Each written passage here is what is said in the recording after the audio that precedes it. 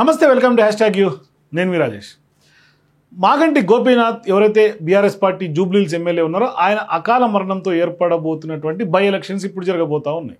So ఇప్పుడు అందరి దృష్టి ఉప ఎన్నికలు జూబ్లీహిల్స్లో జరగబోయే వాటి మీదే ప్రధానంగా ఉన్నాయి. మరి ఇప్పుడు అక్కడ నిలబడబోయే అభ్యర్థులు ఎవరు, అట్లాగే ఏ రాజకీయ పార్టీలకు అనుకూలంగా మారబోతూ ఉంది. మరోవైపు ఇప్పుడు అక్కడ ఎవరు పార్టీలు వాళ్ళు లెక్కలు వేసుకుంటున్నటువంటి తరంలో ఖచ్చితంగా ప్రతి ఒక్కరు ధీమా జూబ్లీహిల్స్ మా ఖాతాలోనే ఉంటుంది. బీజేపీ ఇప్పటిదాకా పూర్తిగా ప్రకటన చేయలేదు, ఆ దిశగా కార్యాచరణ కూడా ప్రకటించాలి జూబ్లీహిల్స్లో. కానీ బీఆర్ఎస్ పార్టీ సిట్టింగ్ స్థానాన్ని కాపాడుకునే ప్రయత్నం చేస్తోంది, కొంత గ్రౌండ్ వర్క్ చేస్తోంది. అదేవిధంగా కాంగ్రెస్ పార్టీ కూడా ఇప్పటికే అధికార పార్టీగా ఇన్ఛార్జ్ మంత్రులు వేశారు, అట్లాగే కొంత సమీక్షలు నిర్వహిస్తున్నారు, సర్వేలు చేస్తున్నారు. ఇట్లా జూబ్లీహిల్స్ని అధికార పార్టీ ఖాతాలో వేసుకోవాలని, కాంగ్రెస్ జెండా ఎగిరివేయాలనే లక్ష్యంతో అడుగులు వేస్తూ ఉన్నారు. సో ఇప్పుడు హైదరాబాద్ సంబంధించినటువంటి వ్యవహారంలో జిహెచ్ఎంసీ లిమిట్స్లో కాంగ్రెస్ పార్టీ ఇక్కడ శ్రీ గణేష్ తప్ప, అంటే కంటోన్మెంట్లో జరిగినటువంటి ఉప ఎన్నిక తప్ప ఇక ఏ ఎన్నికల్లో కూడా కాంగ్రెస్ పార్టీ జెండా ఎగరల. అయితే ఇప్పుడు జూబ్లీహిల్స్ అసెంబ్లీ నియోజకవర్గంలో ఎగిరేయాలనే ఒక లక్ష్యం పెట్టుకున్నారు. ఇప్పుడు కాస్త రాజకీయ అవగాహన ఉన్నటువంటి ప్రతి ఒక్కరికి కూడా ఒక రకంగా చెప్పాలంటే అందరి దృష్టి ఆకర్షిస్తుంది విపరీతంగా. అది కూడా దీనికి సంబంధించి వ్యవహారంలో త్వరలోనే అధికారిక ప్రకటన కూడా వెలువడే అవకాశం ఉంటుంది. అంటే ఎప్పుడు ఎన్నికలు ఏంటి షెడ్యూల్ కూడా వచ్చే అవకాశం ఉంటుంది.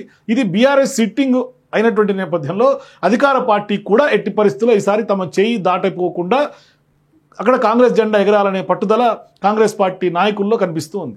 అటు బీజేపీ కూడా ప్రతిష్టాత్మకంగా భావిస్తుండడంతో ఇంకా కార్యాచరణ దిశగా అడుగులు వేయలేదు. అయితే ఈ ఎన్నికల యుద్ధంపై ఆసక్తి అంతకంతకు పెరుగుతోంది రాష్ట్ర రాజకీయాల్లో. అభ్యర్థులు ఎవరన్న విషయంలో కూడా ఇప్పటికే రాజకీయ వర్గాల్లో రకరకాల విశ్లేషణలు తెర మీదకి వస్తున్నాయి, కొత్త కొత్త పేర్లు ఈక్వేషన్లు మారుతూ ఉన్నాయి. అయితే ఫలానా వ్యక్తి అని పైకి మాత్రం చెప్పకున్నా కాంగ్రెస్ బీఆర్ఎస్ ఏ వర్గానికి ఇవ్వాలో అన్న ఒక అవగాహనకైతే వచ్చేసినట్టుగా కనిపిస్తోంది.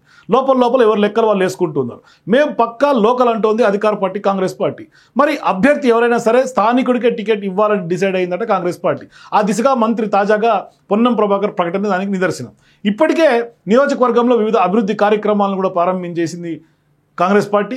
జిల్లా ఇన్ఛార్జ్ మంత్రి పొన్నం ప్రభాకర్ ఎన్నికల వ్యవహారాలను పర్యవేక్షిస్తూ కార్యాచరణ రూపొందించడంలో బిజీగా ఉన్నారు.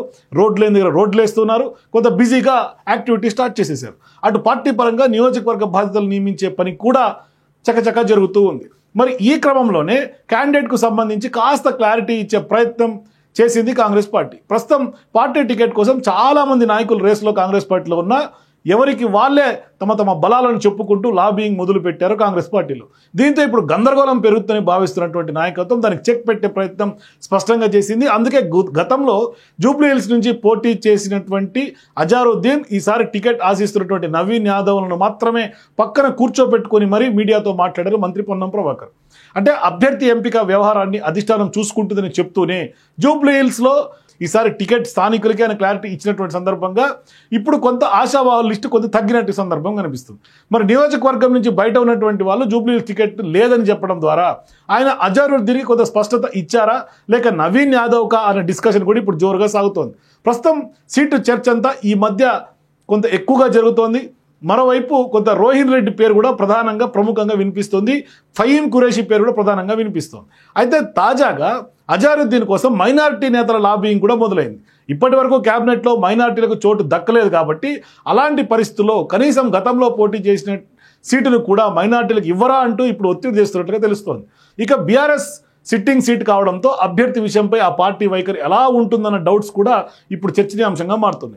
మామూలుగా అయితే చనిపోయినటువంటి కుటుంబాలకి, మరీ ముఖ్యంగా మాగంటి గోపీనాథ్ కుటుంబంలోని టికెట్ ఇవ్వాల్సినటువంటి పరిస్థితి ఇస్తారు కూడా. కానీ ఇప్పటికైతే ఈ విషయంలో మాగంటి సునీత వైపే అధిష్టానం మొగ్గు చూపే అవకాశాలు ఎక్కువ శాతం ఉన్నాయి. ఆ దిశగా కొంత చర్చ జరుగుతోంది. మరి ఆ దిశగానే లెక్కలు కూడా బీఆర్ఎస్ పార్టీ వేసుకుంటోంది.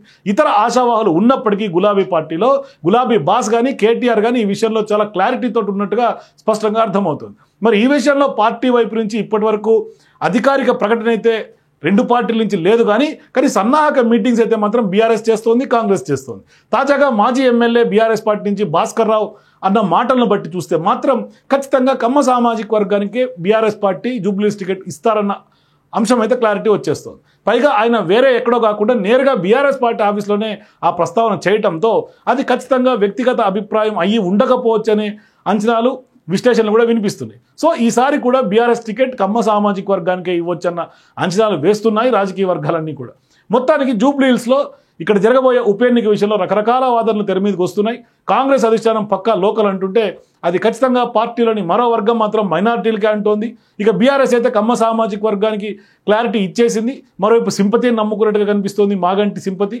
సో ఇప్పుడు బీజేపీ వైపు నుంచి కూడా ఏదైనా ప్రకటన వస్తుందేమో అన్న ఆసక్తి రాజకీయ వర్గాలన్నీ కూడా గమనిస్తున్నాయి. కానీ ఎక్కడ కూడా బీజేపీ ఇంకా జూబ్లీహిల్స్ ఉప ఎన్నికల మీద ఫోకస్ చేసినట్టు కానీ క్లారిటీ కానీ ఇంకా ఎక్కడ కూడా రావడం లేదు. కానీ ఆ పార్టీ కూడా కొంత లెక్కలు వేసుకుంటుంది. మొత్తం మీద 3 ప్రధాన పార్టీలు ఎంఐఎం మినహా, ఎంఐఎం ఎట్టకు కాంగ్రెస్కు సపోర్ట్ చేసి ఆలోచన చేస్తుంది కాబట్టి అన్ని పార్టీలు ప్రధానంగా ఇప్పుడు జూబ్లీహిల్స్ ఉప ఎన్నిక పైన కొంత ఫోకస్ చేస్తున్నటువంటి తరుణంలో ఎవరి లెక్కలు వాళ్ళు వేసుకుంటున్నటువంటి సందర్భం.